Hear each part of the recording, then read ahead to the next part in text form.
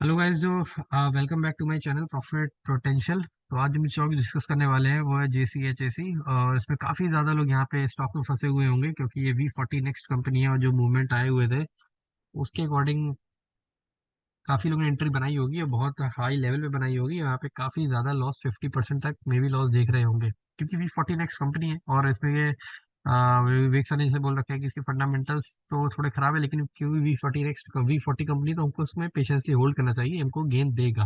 ठीक है, क्योंकि एसएल लगा के उसको बेचना नहीं चाहिए। खैर चलिए, वो तो आपकी मर्जी है बेचना ना बेचना। तो मैं आपको बताता हूँ कि यहाँ पे अभी जो सर्टेन कोई मूवमेंट क्या इस स्टॉक में कोई दिखने वाली है नहीं। तो चलिए हम अपने दो इंडिकेटर्स करते हैं।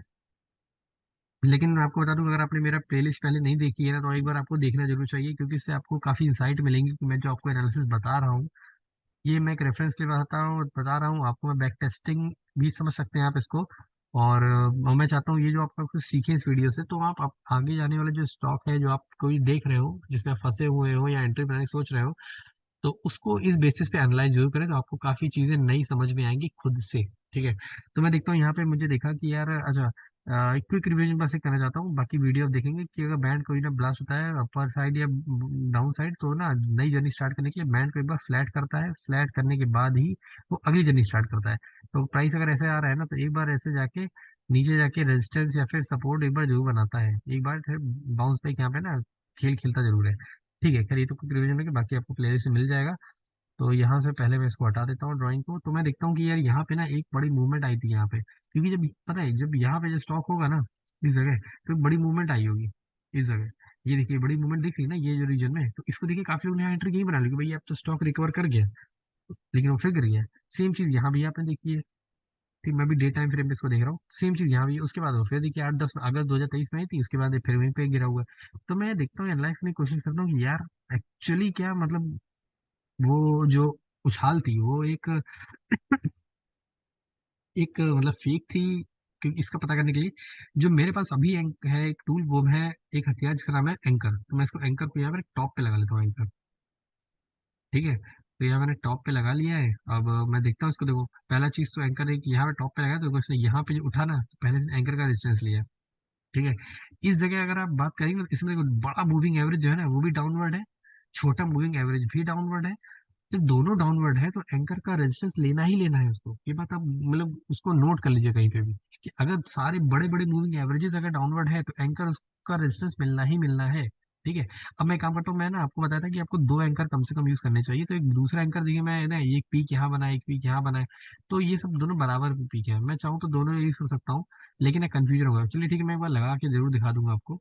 ठीक है, एक मैंने एंकर यहाँ पे लगा लिया, तो देखो ये एंकर से इससे कुछ मुझे पता चल गया कि डेली टाइम फ्रेम में तोड़ के निकल गया है। लेकिन अब मैं एक एंकर ना यहाँ भी लगा सकता हूँ, इसे दिखाता हूँ आपको लगा के।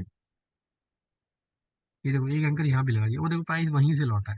तो क्या है ना, जितने ज्यादा एंकर लगाएंगे तो कंफ्यूज होगा, तो आप कोशिश करिए दो से ज्यादा एंकर कभी ना लगाएं। अब ये रहे कहानी डे टाइम फ्रेम की।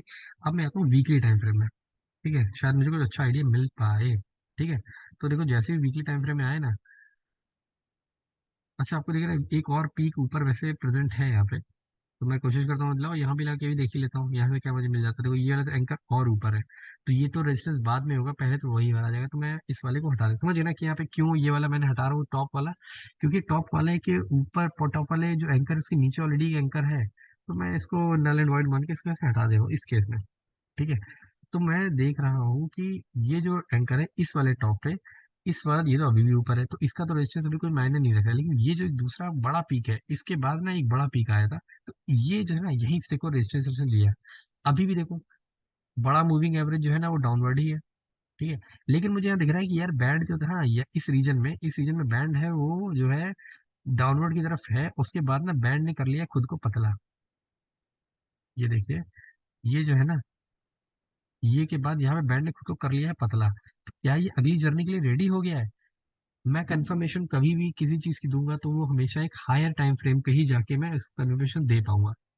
अगर आपका वीकली टाइम फ्रेम में अपर ब्लास्ट है बीबी और बेल्जियम ऊपर की तरफ ब्लास्ट है डेली टाइम फ्रेम में, लेकिन अगर वीकली टाइम फ्रेम में नीचे की तरफ ब्लास्ट है तो फिर वो वीकली को ही माना जाएगा। चलिए यहाँ पे ना मुझे पता चला कि यहाँ पे एक बार रेजिस्टेंस लिया है, अभी भी यहाँ पे क्या बैंड थोड़ा पतला है थोड़ा सा रिलेटिवली।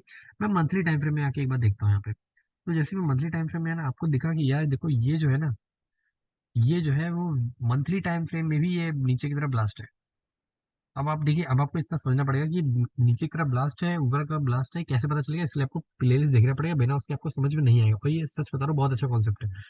ठीक है, तो देखिए जब ये नीचे की तरफ आए ना, अब अगर मान लो कि अब ये देखो नीचे की तरफ ब्लास्ट है ना, तो मैंने आपको क्या बताया था, जब भी कोई भी ऐसे नीचे की तरफ ब्लास्ट होगा बैंड या अपर ब्लास्ट होगा, उसको अपनी अगली जर्नी आने के लिए यहाँ पे आपको फ्लैट होना पड़ेगा। अब देखो क्या है ना, बैंड जो है ना बिल्कुल नैरो हो चुका है, ये जो रीजन है ना बैंड का बहुत नैरो हो चुका है।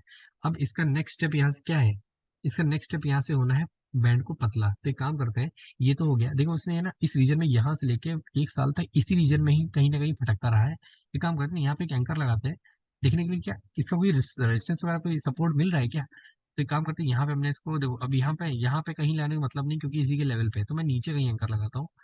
तो नीचे एंकर लगाने की कोशिश करी, यहाँ पे मैंने इसको लो पे सेट करूंगा इस बार, सपोर्ट देखने के लिए लो पे सेट करते हैं। और देखिए आपको दिख रहा है यहीं से कहीं से ये सपोर्ट ले रहा है। अब मेरा जो मानना है, जितना मैं समझ रहा हूँ कि ये जो है स्टॉक यहाँ से, मैं आपको अभी इसकी आगे कंटिन्यू जर्नी अगर बताऊँ, अगर V40 नेक्स्ट की कैटेगरी में विवेक सर के अकॉर्डिंग अभी भी आता है, तो इसकी जो नेक्स्ट जर्नी पॉइंट होगा ना, वो ये होगा, ये ऐसे जाएगा, ये ऐसे यहाँ पे कंसोलिडेट करेगा और फिर ये अगली जर्नी के लिए स्टार्ट करेगा। ये मंथली टाइम फ्रेम है, आप समझ रहे हो ना। ये मत सोचना कि अगर ऐसे बोल दिया तो ये अगले 1 महीने में उठ ही जाएगा, क्योंकि मंथ में एक कैंडल बनती है। तो अगर इसे बैंड, अभी भी बैंड फ्लैट नहीं है, बैंड को फ्लैट होने के लिए कम से कम 2-3 महीने निकालने पड़ेंगे। तो देखिए इस स्टॉक में अगर आपने हाई लेवल पे कहीं ऊपर नीचे कहीं यहाँ पे कहीं बाई कर रखा है, मान लीजिए 2,000 के लेवल पे, या फिर कहीं और नीचे इस लेवल पे कहीं बाई कर रखा है, तो आपको देखिए पेशेंटली होल्ड करना पड़ेगा।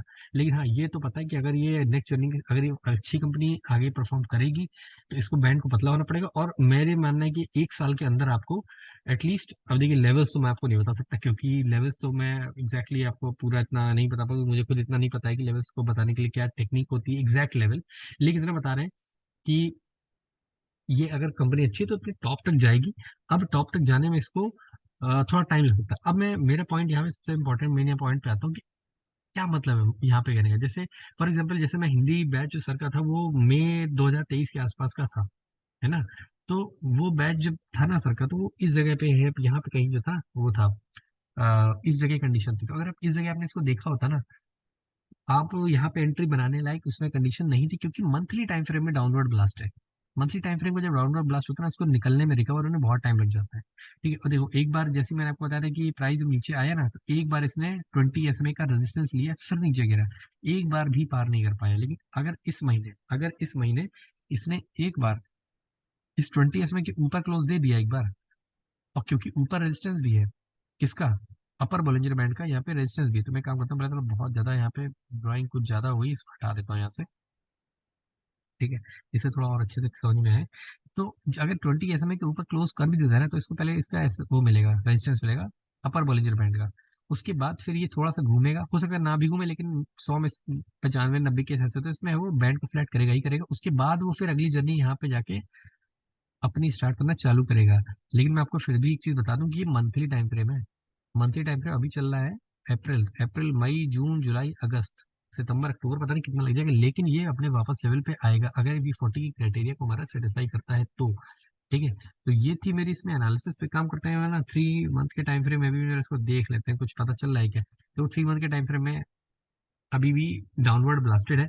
लेकिन यहाँ पे मैं सच यहाँ पे, क्योंकि बड़ा टाइम फ्रेम है इसलिए एग्जैक्ट पूरा कमेंट करना सही नहीं है। लेकिन मंथली टाइम फ्रेम क्योंकि मुझे बोल रहा है ना कि बैंड को फ्लैट होने वाला है, तो मैं मंथली टाइम फ्रेम को ही आगे लेके चलूंगा, क्योंकि इसका थोड़ा सा मूवमेंट 3 मंथ के टाइम फ्रेम में, थोड़ी सी मूवमेंट भी बहुत बड़ी मूवमेंट, जैसे यहाँ पे मैं कर्सर जहाँ पे 1222 है और एंकर यहाँ पे 895 है, तो काफी बड़ा डिफरेंस है ना। तो 50% का डिफरेंस है, तो यहाँ पे इसको मैं नहीं करूंगा ट्राई। लेकिन इतना मैं गारंटी दे रहा हूँ कि आपका जो है स्टॉक अभी अगर आपने बाइंग नहीं किया है, तो अगर आपकी फ्रेश एंट्री लेना चाहते हैं, आप ये बना सकते हैं, लेकिन कोई रिकमेंडेशन नहीं है मेरी आपसे। और एक चीज, एक काम करते हैं, यहाँ भी देख लेते हैं एक चीज, अगर मूवमेंट आई थी तो यहाँ भी एक चीज को यहाँ ट्राई करके देख लेते हैं। यहाँ पे रिसेंटली एक 20% की मूवमेंट आई थी, रिसेंटली वाली का तो अभी कुछ नहीं बोल सकते क्योंकि बिल्कुल फ्रेश थी, इसलिए कुछ नहीं बोल सकते। हाँ ये आई थी, कि काफी बड़ी मूवमेंट थी। ठीक है, यहाँ पे काफी बड़ी मूवमेंट एक आई थी। और आज सिस्टम बहुत हैंग कर रहा है, बहुत ज्यादा हैंग कर रहा है। ठीक है, यहाँ पे कहीं काफी 45-46% मूवमेंट थी। अब देखो यहाँ पे ना बैंड नीचे की तरफ ब्लास्ट था। ठीक है, बैंड नीचे की तरफ ब्लास्ट था और उसके बाद यहाँ पे क्या हुआ, लेकिन बस टच करते करते रह गया, उसके बाद ऊपर उठ के तो V20 एक्टिवेट हो ही नहीं पाई ये वाली। लेकिन अगर आपने पहले से V40 कंपनी V40 में एंट्री, सॉरी V40 कह रहा हूँ, V20 के अकॉर्डिंग यहाँ पे एंट्री बना के रखा हुआ है, तो आप इसमें डेफिनेटली अभी बने रह सकते हैं बेचने, क्योंकि अगर आपने बनाई होगी ना एंट्री, आपको आधी 50% लॉस में होंगे। तो फोमो में नहीं आना है, ठीक है, रूल्स पे स्टिक रहना है। तो और विवेक सर की बातों पे भरोसा करना है, जो कि उन्होंने बातें बताई हैं। और ठीक है, आज की वीडियो के लिए इतना ही बहुत है। अगर आपको कंटेंट अच्छा लगा हो तो please like share and subscribe my channel. और कोई अगर आपको किसी चीज़ पर्टिकुलर स्टॉक में कोई आपका कहीं फंसे हो, आप कोई डिस्कस करना चाहते हो, तो आप प्लीज़ मुझे बताइए, मैं उसको अपने चैनल पे जरूर शेयर करूंगा। मेरी जो पर्सनल स्टडी, अगर आप देखना चाहते हैं, पता करना चाहते हैं कि कोई स्टॉक उठने की कुछ कोशिश में है या नहीं, कुछ भी है, तो मैं पूरी कोशिश करूँगा आपकी मदद करने की। तब तक के लिए चलिए, थैंक यू सो मच, और टाटा बाय बाय, जय श्री राम।